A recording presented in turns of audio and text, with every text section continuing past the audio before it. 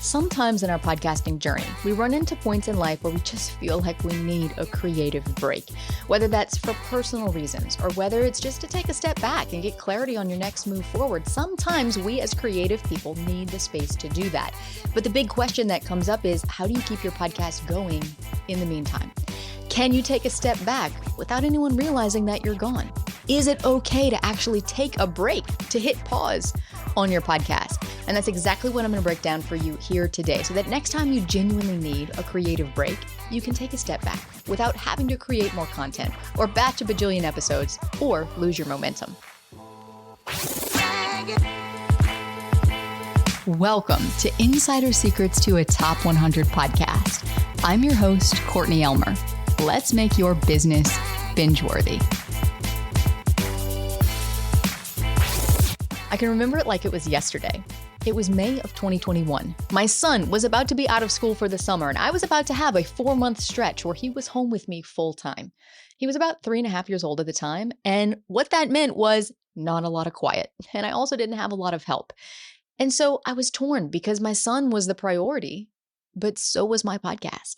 And I understood the importance of being consistent, but how do you actually do that when life happens? And when you've got 4 months of content staring you in the face? So what I did was I came up with a strategy, and I wound up batching a lot of content, and I made it through that summer. And now to date, at almost 300 episodes in, we have never missed a week of publishing an episode. But is batching a bunch of content the best way to keep the momentum going for your podcast when you need to take a step back? Not always. Are there better ways to keep the momentum going in your absence, or to actually take a break without losing your listener trust or losing them to other shows? The short answer is yes and yes, and I'm going to show you how to do it. But first, we need to talk about what is preventing you from deciding how to move forward if right now you're considering taking a break from your show. There are some very common and very normal fears that can come up. The first is the fear of losing your listeners.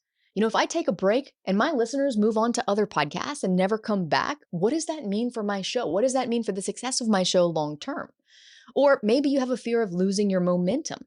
Stopping now means losing all this momentum that I've built.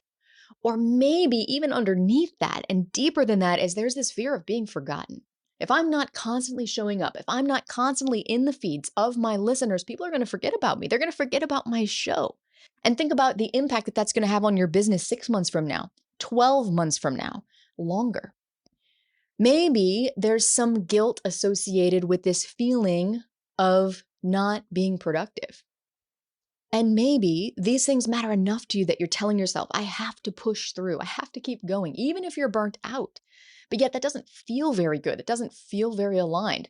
Pushing through when you're burnt out is something none of us want to do. Maybe you're worried people will think you're not serious about your podcast if you take a break.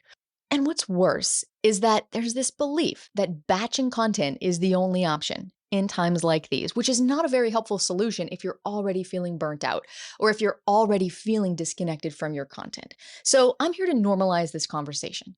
We're here to put this out in the open that yes, sometimes as creators, we do feel burnt out and we do feel disconnected from our content and we do want to take a break.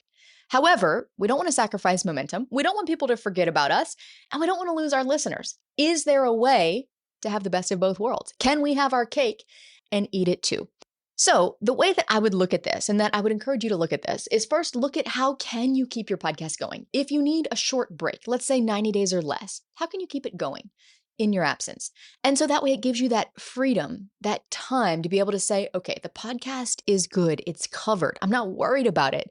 And I can have the mental space and the time that I need to recoup and regroup and recharge. On the flip side of that, if you genuinely need a break and there is no way to keep it going in your absence, then we'll look at how to take a break from your show without losing your listeners or momentum if a longer break is actually what's needed. So when I talk about taking a break, I'm not talking about taking a break just because you feel like it. How would you react if your local morning newscasters said, you know what, we're just not feeling it today? And they didn't broadcast the news. You'd be like, excuse me? You'd go find another station to get your news. And if there was a strike and there was a news outage for a week, you'd probably be pretty upset. Now, if you don't watch the local news, you can think of it like your mailman, right? If your mailman didn't show up one day and you were expecting a check in the mail or you were expecting something in the mail, you'd be kind of upset about it. And if the mailman didn't show up just because he didn't feel like it, you'd be annoyed. Now, you wouldn't really have many other options in that particular situation, but you would be annoyed. Okay. So this is what I want you to think about. If you put yourself in your listener's shoes, how are they going to feel if you just up and take a break whenever you feel like it? When you sign up to be a podcaster, you are setting an expectation with your listeners, just like your mailman, just like your morning newscasters. There's an expectation there that the mail is going to get delivered, rain or shine, that the news is going to be reported unless there is a true extenuating circumstance. And look, I live in New Orleans. We have hurricanes, and yet local news has never failed us. Doesn't matter how bad the storm is, they always find a way. And this is the level of commitment you need to go into podcasting with if you want to grow a top show. You and I both know podcasting takes commitment. If you go into podcasting expecting just to be able to drop seasons because that's better for you without regard to how that's going to affect your listenership, or if you go into it expecting just to be able to take a break whenever you want, then you don't have the level of commitment needed yet to grow a top podcast. And that's okay. But if you want to grow a top podcast, and if you want that podcast to actually convert listeners to clients, the prerequisite, the thing that you need to have first is trust. One of the ways we can quickly erode that trust is when we don't show up as expected. So this is why you hear people in the podcasting space harping on consistency and why that's so important. And it is important. Is it the key to a top podcast? No, it is one cog of a very big machine. It is one small wheel of all the gears that turn towards getting you into the top 100 and ultimately being seen as that thought leader, that binge-worthy thought leader, that go-to expert in your niche. So my personal philosophy on this is that the show must go on. And if I need to take a step back, if something happens in my life where I do genuinely need to take a step back from the podcast, then I need to figure out a way for the show to go on while I step back. And if there is an extreme unforeseen circumstance where your life or the life of someone you love is at stake and absolutely, positively, you in no way can show up to host the show, we'll talk about what to do in those instances. But first, let's look at if you're just needing a creative break. And I like to give a frame of reference for this one. This would be around 90 days or less. And you need that step back because you're feeling disconnected from your content, or there's just been a busy season in your life or your business, or a season where you've been feeling distracted lately. You're just not feeling totally plugged in and not feeling like you have what it takes to generate that content and create that content. And you're worried about losing your listeners or losing momentum or being forgotten. All of that is valid. In fact, this is what led me to batch all of that content that one summer, but I wasn't connected to the content. And so, yes, while the content went out and technically listeners didn't even know that I had taken a step back, the energy had shifted because in trying to batch all of that content, I created this immense pressure for myself that caused me to just have to get the content out there. And if you've ever been in that situation, then you know that that pressure and that urgency to just create for the sake of creating so that you have something to post is never a good place to create content from because it's usually not genuine. It's not as authentic as it could be.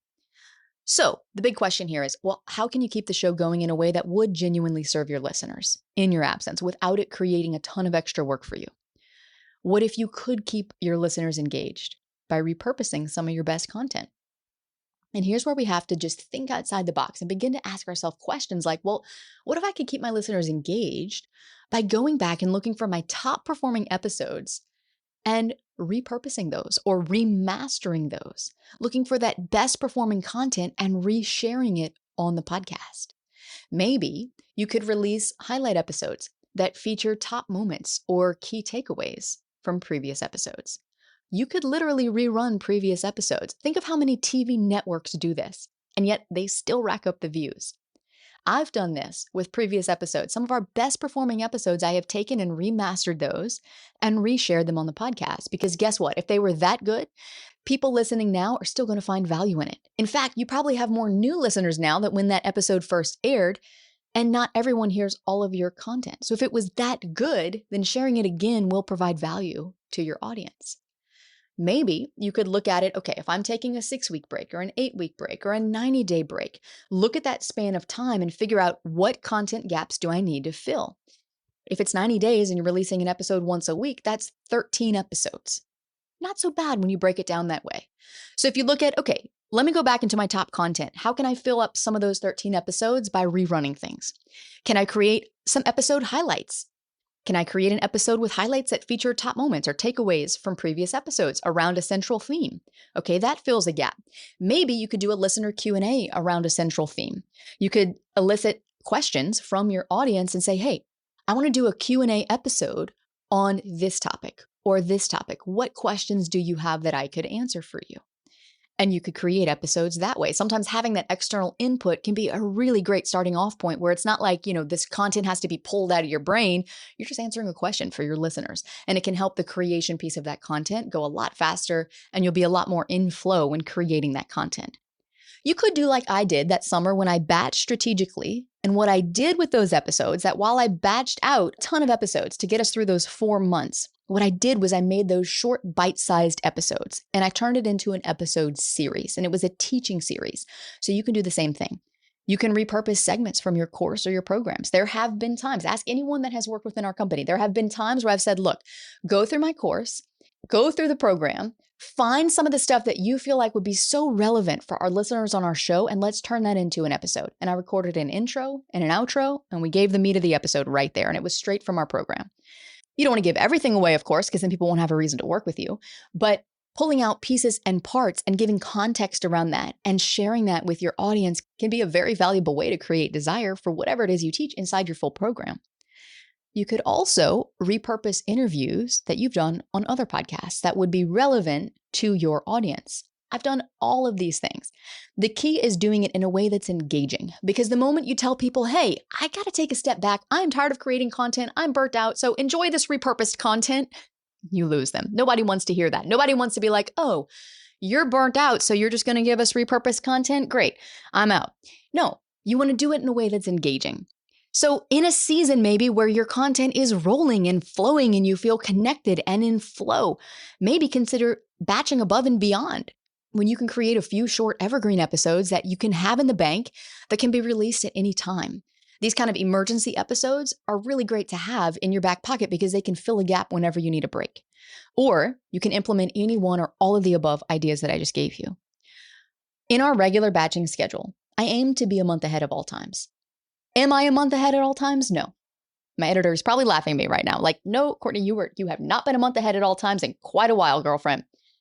But I aim to be a month ahead of all times. Why? Because it takes the pressure off of me of having to create content.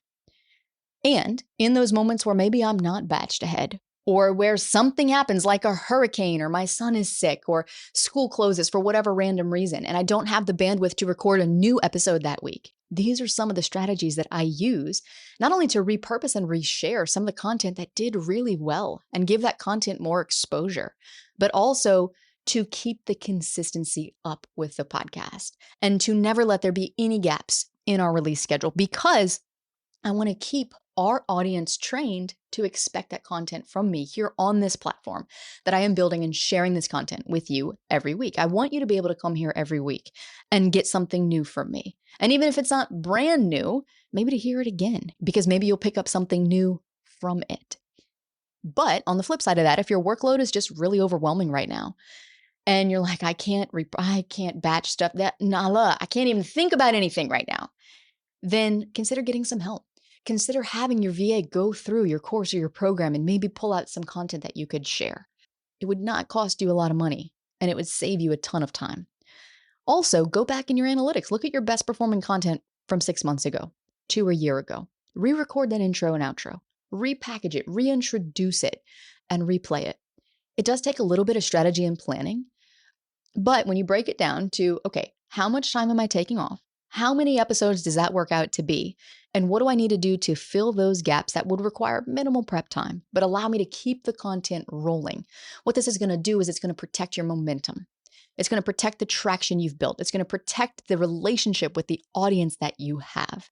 And it's going to keep your listeners engaged without you necessarily needing to go out there and batch a ton of new content.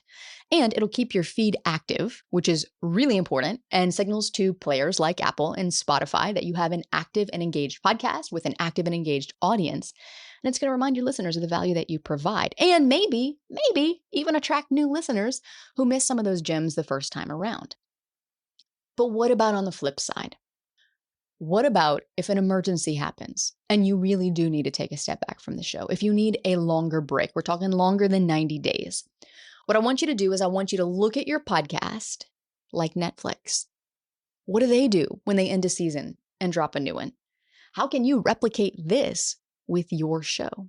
So one of the ways to do this is you can plan a structured hiatus. And what you'll want to do if you are literally going to take a step back and not publish any episodes, then first you have to recognize that there's going to be some listener attrition. You will lose some listeners. Now, if you can make peace with that, then what I recommend you doing is bring your listeners into the conversation and announce a clear return date and create content around that return date. See what you can do to keep your audience engaged, maybe on other platforms like email newsletters or social media updates. But build some structure into the hiatus so that listeners know what to expect. This will help you protect the trust that they've developed with you, the host. Another thing you could do is arrange for a series of guest hosts to come and fill the gap. This is a really creative, out-of-the-box, forward way of thinking. But if you have a niche podcast and there are guest hosts that you can bring in, and you can have those hosts record those episodes that you air over that span of time, that could be a great way to keep momentum going. Or maybe at least keep it going for a little bit and then tackle on that structured hiatus. There are a lot of ways that you can structure a longer break. And maybe you can make the break a little shorter. Maybe you could also just increase the communication around the break you're taking. So as always, so that at the forefront, you're protecting that listener trust. You're doing everything you can to protect that trust. Another thing that you can do, and a lot of times this will work better from the onset than it does later on in the game, but you could create a seasonal approach to your podcast. You could literally plan your podcast out in seasons, which kind of gives you a bit of a built-in break in between. And you can just frame this as part of your show's structure so that listeners know what to expect. Now, if you do this, again, you'll have that listener attrition, but at least people know what to expect. Those who are most loyal will likely come back. This format does work for a lot of podcasts. If it works for Netflix, if it works for true crime podcasts, then why can't it work for yours too? Typically in the space, a business podcast, a marketing podcast, an educational type of podcast, those types of podcasts, people tend to expect that content at least weekly, at a minimum every single week. But there are other types of podcasts that have this seasonal format. And the key to doing the seasonal format, particularly if you don't have a podcast that would typically have this kind of seasonal approach, like a true crime podcast, what you want to be really intentional with is opening loops and creating hooks and getting really good at training people to come back, giving them a reason to come back, and never letting the break be too long that too much time has passed. Now you look like a dead podcast and nobody's coming back. So hopefully this gives you a ton of ideas and gets your wheels turning for how you can be creative when it comes to taking a step back from your podcast if you need it. Because the reality is we are human. There are going to be times and seasons in our life and in our business where we do need that creative break. And we need to recharge those creative juices. So these ideas can help you either A, keep the momentum going and take a step back without losing any of the momentum that you've built, while you continue to serve your audience with content, even if you're not actively producing that content in a real-time sort of way, or if you genuinely need to take a step back, and it's going to be a long step back. Well, maybe there's some things you can do to help minimize the amount of time that you're stepping back. And then if all else fails, plan a structured hiatus around the show and announce a clear return date so that your listeners know what to expect. But then this begs the question, on the flip side of this equation, okay, so here's what we need to do if we want to take a break, but what about if you've already taken a break? What about if you have a podcast that's been on pause for a while and you want to bring it back, but there have been some changes that have happened in your brand or your business, maybe a big business pivot. Maybe there have been some changes that have happened to your show. Maybe you had a co-host and now you don't have a co-host anymore. Or maybe you need to rebrand the podcast. Or maybe there's another content direction that you want to go, but right now the existing podcast that you have that's on pause doesn't really match or fit that new content direction. What do you do then? Well, join me in the next episode because I'm going to break down exactly what you need to do if you've paused your show and want to re-energize the listener base that you have built and make a bold comeback to attract new listeners to your show and get things flowing with your show again. That's all coming up next to help you make your business binge-worthy.